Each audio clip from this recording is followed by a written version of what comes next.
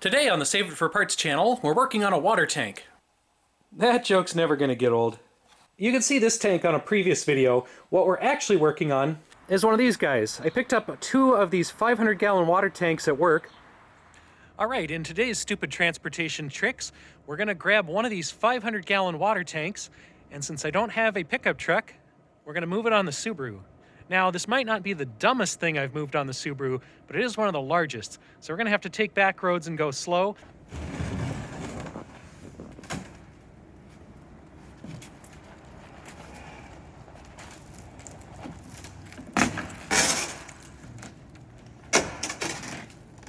And here we are back home. Who needs a pickup truck?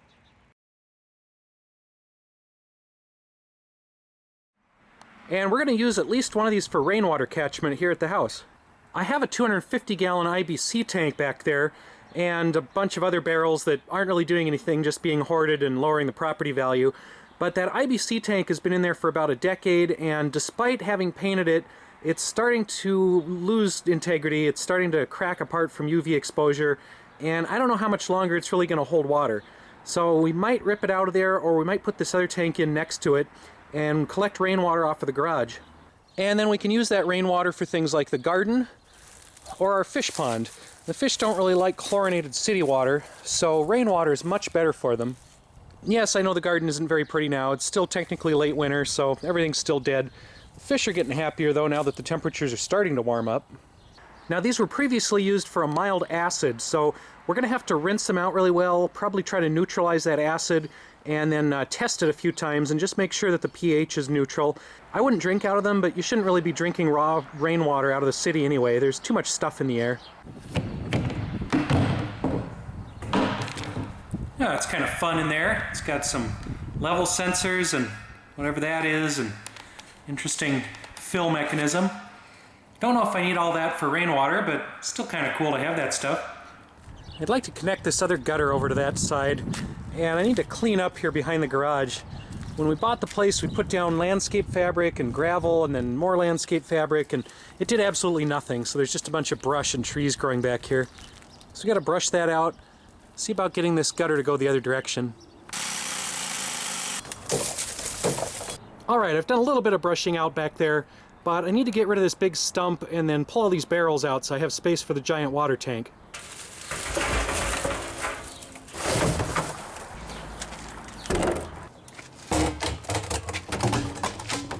Well, that's some of the barrels out of there. We've got all kinds of barrels, all shapes and sizes.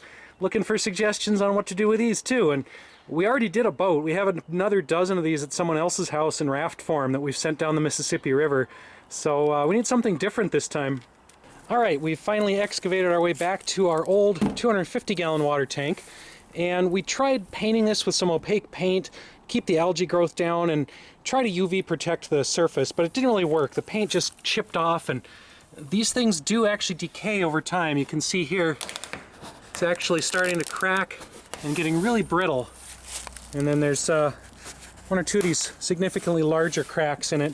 I don't know if it's actually cracking down here where it holds water. It's actually still pretty flexible down near the bottom, but we are getting some cracks halfway up here. So this thing is definitely not holding 250 gallons anymore. I think it's probably on its last legs, and it's just time to retire this tank here. Even with the paint, it never really kept the algae down, and especially now that the paint's all chipped off, there's definitely an ecosystem growing inside here. Now, as the label on the hose says, we don't use this for drinking water. It's just for watering plants and topping off the fish pond. They don't mind a little algae. In fact, they like to eat it. So this old tank has been here for at least 10 years, and even though I've cleared out a lot of the brush and a lot of the barrels, it's not going to be as easy to get this out as it was to get it in here. There's just other stuff in the way that has kind of migrated or appeared over time in our yard. So I'm going to see if I can separate this, get the plastic part out, pull that out, and then we'll do something with this metal frame. These are still useful for storing firewood or something else. Soupy. Suppose I could try to eat that stuff, but I'm not that brave. I'm also glad there's no cats living under here this year. Sometimes we come back here and it's just stray kittens for days, and then we have to round them all up and find homes for them. And we also need to move our gutter situation here. And this feeds the tank from up on the garage roof. I'm kind of surprised my little wood gutter supports have lasted for a decade. Even the silicone sealant around the edges is fine.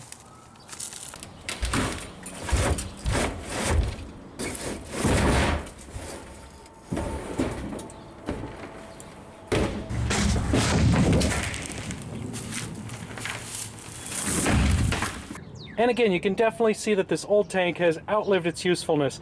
This isn't even a spot that impacted the ground. This is just where I've been pushing my finger through. All this plastic is just super brittle.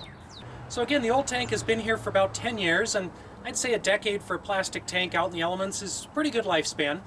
I'm not going to bother painting the new one, A, because the paint just flaked off the old one, B, it didn't seem to really do anything to kill the algae growth or prolong the life, even when we applied more paint over time. And C, this is supposedly made from a UV resistant resin, so it's designed to live longer outside versus this one's supposed to just be in a warehouse. And this guy's a little thicker. It's about a 3mm material, where this is about a 2mm wall thickness. So overall, I'm hoping this big guy just outlives the little one here. As usual on this channel, all my tools are garbage and nothing works. So we've got to take a brief detour down Broken Chainsaw Lane.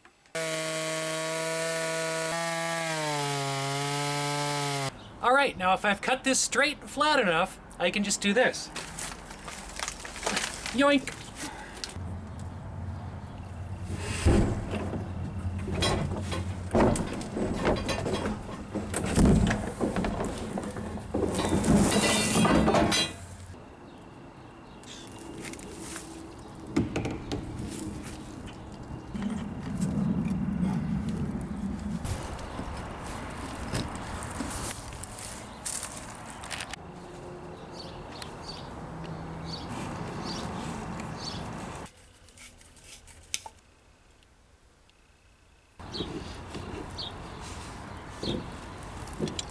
Alright, there is one water tank basically in place, aside from plumbing the gutter into it and putting a hose on the outflow. And, you know, there's plenty of room back here for the second tank. Now, I kind of wanted to keep the second tank for another project. I was thinking of cutting the top off and cutting a door into the side and making a little observatory pod. But it's not really big enough for that, and it's hard to find a dome top, so I guess I might as well use it for its intended purpose of water. Maybe we can come back to the observatory space pod thing in a future video if I find something a little bit bigger. Alright, we've got both tanks in place. They're both basically level. Now it's time to plumb them into the gutter. Now my house doesn't actually have gutters, but because I'm a massive hoarder, I have gutter material. And I also have extra PVC pipe and whatnot. I think between that we can make something out of this. And since I never throw away PVC fittings, even if they're pretty much trash, I can definitely still use these for something.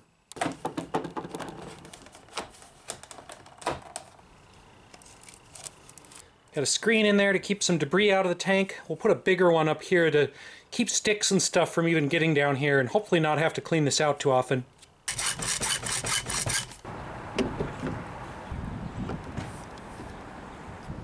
Alright, so we're not completely done with this, but it's good enough for the moment. There's a storm rolling in, and I wanted to get this hooked up and at least collecting some water. So we've got the gutters hooked up to the garage, coming down here through this amazingly high-class craftsmanship level debris catchment. This catches the larger stuff like sticks. Then it goes down into this screen, catches smaller stuff like these flower petals, and then there's another screen inside here in case this breaks or in case anything gets through this. I've got yet more screen on top because I couldn't figure out how to plumb this in through the lid like that on short notice, so just duct tape some screen over there to keep the little birds and debris out. That drop pipe goes in. Once this barrel fills up, we've got an overflow pipe there, comes out, goes into this barrel, which is just slightly downhill, and then this one will fill up second, and then we've got our connection over there into some hoses. So, much like my house, my garage roof is flat, and all the water runs off these little scupper things. There's one here, there's one over here, and there's one way over there. I'd like to catch the water from this one. I think I can run it back kind of through the little alleyway here and over to the tanks. Not so sure about this other one. That might just be too far away to really do anything with. We're starting to get some drops of rain.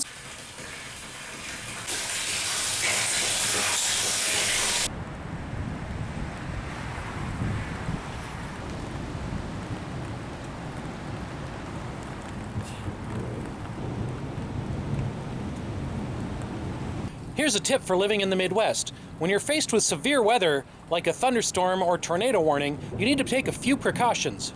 Make sure your barbecue or grill has a nice cover on it so your food doesn't get wet. Place your beer on the ground so that the wind gusts don't blow it over. Remember everyone, be safe out there. Alright, so the rain has arrived along with severe thunderstorms, hail, and possibly a tornado. So if those barrels don't blow away to Oz, they should get some water in them.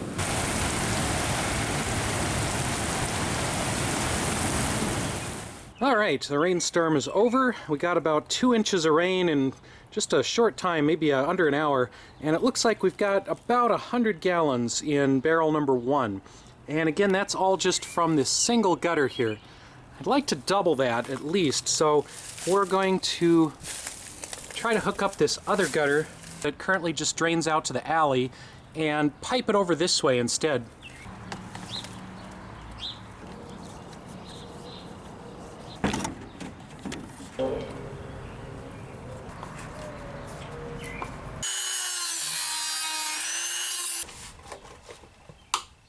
Alright, so gutter number 2 is done.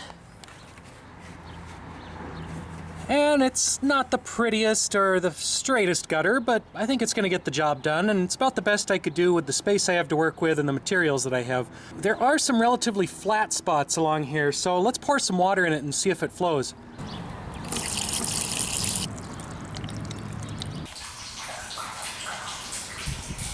And you might notice that I've also leveled these barrels a little better and put more of a base underneath. There's a combination of cement blocks, sand, gravel, various stuff underneath these to basically keep them from sinking into the ground. I don't think they'll sink in too much. This back one previously had the 250-gallon barrel sitting on it, so the ground there has been compacted over about a decade like that. And then this one is sitting on that old tree root system, so it may or may not see some settling as those tree roots rot. Now, as I mentioned before, these tanks did have an acid in them, and I do plan to flush them at least one more time before I use them in the garden or the fish pond. But just out of curiosity, I want to see what the pH is of them now. Alright, I got this little digital pH meter online. So you're supposed to swish this out in distilled water in between every use, and it looks like I swished too hard, and that little tiny vacuum tube or bulb there has actually broken. So whatever that little electrode thing there is just so incredibly sensitive that I either swished it too hard or tapped it against the bottom of the glass a little bit and just shattered that thing. So my little pH meter here is dead now. So I guess quick side review, don't buy the Dr. Meter pH meter because it will just fall apart immediately. Alright, since my fancy pH meter died, I got the old middle school style pH strips instead. Alright, I'd say that's a 7, maybe a 6, but I think it's slightly greenish. It's really closer to a 7, so I'd say that water in the barrel is basically neutral at this point. Okay, so on the left we've got tank water, and I'm saying it's closer to a 6 here after it's dried out. Then we've got water from another rain barrel, which is definitely closer to a 7, and tap water, again 7, and then some vinegar just for comparison. That's about a 3, so that's about what you'd expect. So the tank water is still very slightly acidic.